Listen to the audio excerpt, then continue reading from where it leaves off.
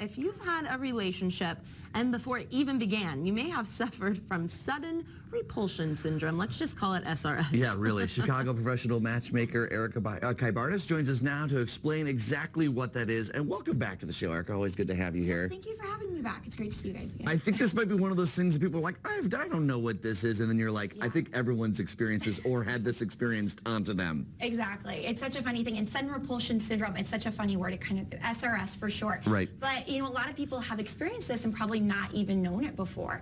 And SRS really happens after that honeymoon phase in a relationship. Right. So after that, then you start noticing maybe an adorable little quirk you liked at first all of a sudden turns and you're completely turned off by them. It's annoying the heck out of you. Quickly turned off. Quickly, yeah, it happens so quickly. Even in a matter of minutes, you can be sitting there and all of a sudden be completely repulsed by that person because something they're doing, a little habit. Right. So SRS is really a stop sign to a relationship. Almost like SOS, get me out of here. Right.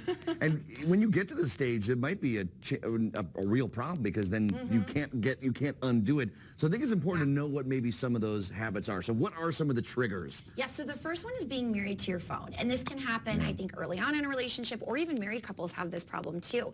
I take the example of that guy in Texas who made headlines recently.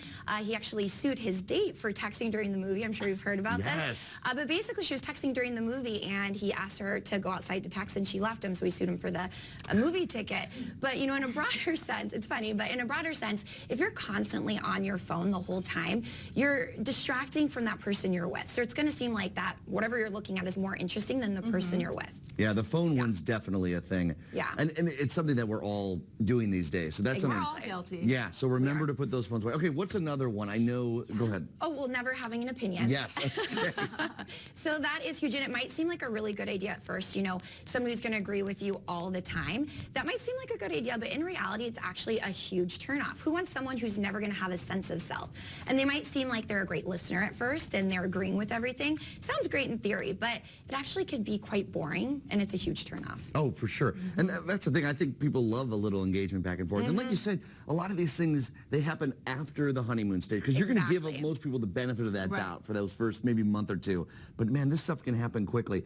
And so it's also like quirky habits too, like little things that maybe seem cute at first. Yes. And then it's just like, oh my gosh, what was that? It is, and we all do it, and we all have these. But let's be honest, when you're dating, everyone gets a little nervous. You might have a nervous tick or habit that you do that's going to turn really annoying and distracting to the other person. You know, it could be playing with your hair. I'm a huge hand talker. This could be annoying to someone. Actually, one of my clients at It's Just Lunch, she actually was telling me about her relationship with someone she's dating through us, and she said, things are going great, but Erika, he has the loudest sneezes in the world, and it's driving me crazy.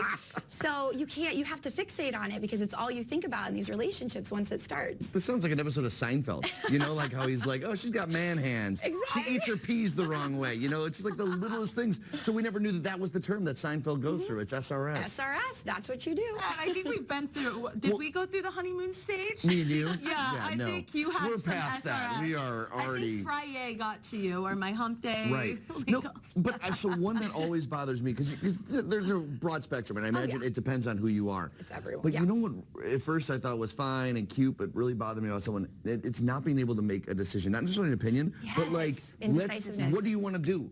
And where do you want to grab lunch? I would always make the decision of lunch and dinner, and I'm like, just pick a place, just say a restaurant and we'll go there. I think that happens with every single couple. Where are we eating tonight? It's always an argument. Right. So what are some ways that we can control this, or is it just about being self-aware, or is it communication? What is it? I mean, you have to really look inside yourself. You know, I always tell clients, it's not about just checking things off a box. You really have to look inside yourself.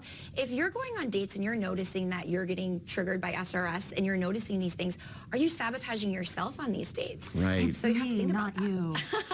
You mean the person that has the SRS, that maybe that they're looking for something as a way out? Okay. Yeah, you know, are you being overly picky, or are these true deal breakers? You know, nobody's going to be perfect at the end of the day. Right. So is a sneeze worth not being with someone forever? Right. Probably not. I think in this instant dating world, like when a lot of people are using apps, people are so quick to look for the most little thing as an imperfection. So I think it is about preparing yourself, being like, look, we're in this situation. I know we're going on a date. Maybe we've known each other for a month. Here we're going on another date. Just be prepared that you will soon find things that you do not like about a person, but to give them another chance, I guess you could say. Of course. I always say give people a chance. I mean, there might be a deal breaker that's kind of weird, but for most people, if they're a hand talker or they play with their hair, it's really not a How reason many to end the dates do you give it? So if someone had a bad first date, That's a do you good one. say follow up on, give it 3 tries, 2? I say 3. 3's a great number. 3 dates always. Because after 3, you're like, oh, I really can't deal with this. Or after the second date, you're like, okay, this isn't too bad. So after 3, I think you have a good sense. Rachel, have you ever had SRS for someone?